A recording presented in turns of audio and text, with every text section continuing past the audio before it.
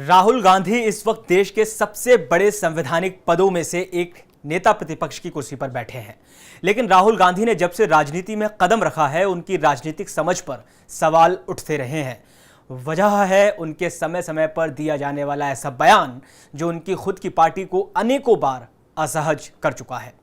हालांकि अब तो उनके ज्यादातर असहज होने वाले बयानों पर पार्टी की तरफ से पुरजोर समर्थन मिलने लगा है, लेकिन इस बार उन्होंने जो बयान दिया है उस पर राहुल गांधी और पूरी कांग्रेस पार्टी को बैकफुट पर आने के पूरे आसार हैं।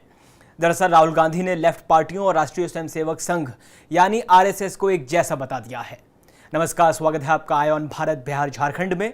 मैं हूं आपके साथ कमल मिश्रा।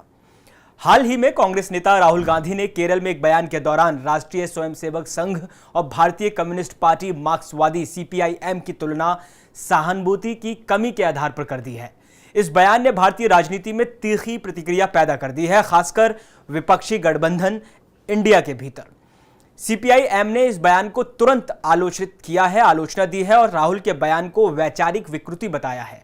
पार्टी ने इसे न केवल आरएसएस के खिलाफ अपने दशकों पुराने संघर्ष की गलत व्याख्या बताया, बल्कि कांग्रेस द्वारा वामपंथी सहयोग की अवहेलना भी करार दिया है।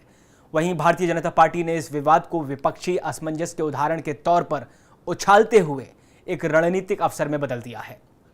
अब राहुल गांधी की समझ पर सवाल उठना लाजमी है। कहां तो राजनीतिक पार्टियां और उसके नेता अपनी खुद की पार्टियों की खामियां और नेताओं के दामन पर लगे दाग को छुपाते रहे हैं और छुपाते हैं। वहीं बिहार में महागठबंधन में लेफ्ट और आरजेडी के साथ मिलकर चुनाव लड़ रही कांग्रेस के अगुवा राहुल गांधी लेफ्ट पर ही सवाल उठा रहे हैं, वो भी राइट विंग यानी संघ के साथ तुलना करके। अब सवाल ये उठता है कि क्या राहुल गांधी को लेफ्ट और राइट विंग की विचारधारा के बीच का अंतर नहीं पता? अब जब राहुल गांधी ने लेफ्ट को संघ के जैसा बता दिया है तो लेफ्ट पार्टियों को बुरा लगना लाजमी है, और जब बुरा लगा तो प्रतिक्रिया भी आई। बिहार की राजनीति में लाल झंडा भले ही छोटा हो, लेकिन उसका असर गहरा है, खासकर गांव की गलियों में। यह आधार उन्हें राज्य की चुनावी रणनीति में अहम रूप बनाता हुआ दिखाई देता है। इंडिया गठबंधन में इनकी भागीदारी सिर्फ संख्या के लिहाज से नहीं, बल्कि क्षेत्रीय पकड़ और जमीनी संगठन के कारण भी जरूरी है।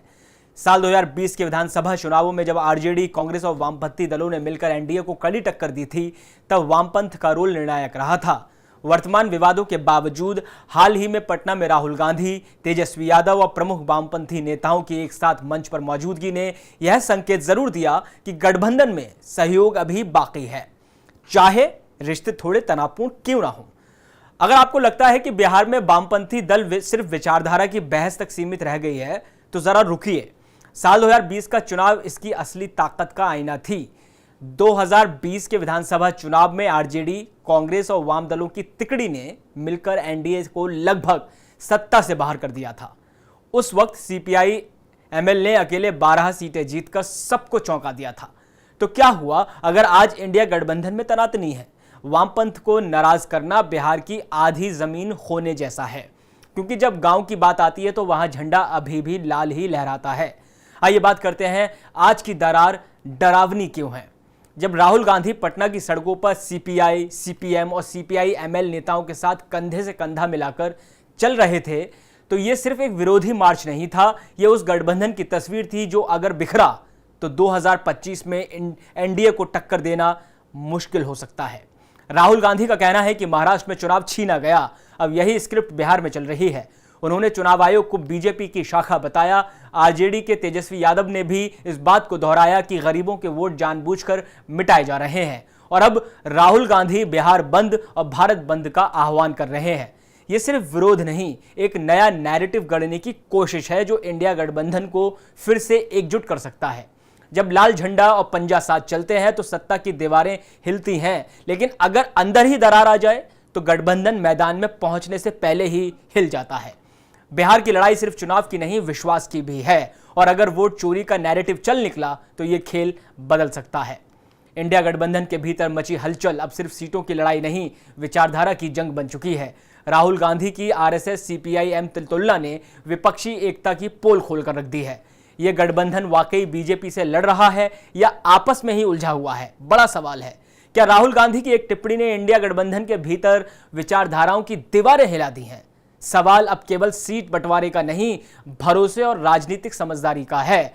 अगर गठबंधन अंदर से ही गुटों में बंटता गया तो 2025 का रण शुरू होने से पहले ही हार की पटकथा लिख सकता है। क्योंकि बीजेपी को हराने के लिए सिर्फ विरोध नहीं, एकजुट सोच और सदा नेतृत्व चाहिए, वरना एनडीए की जीत तय है और विपक्ष का सपना अधूरा। इस वीडियो में फिलहाल इतना ही। देश और दुनिया के अलावा बिहार की ताज़ा तरीन खबरों को जानने और समझने के लिए आप देखते रहें आय ऑन भारत बिहार झारखंड। नमस्कार।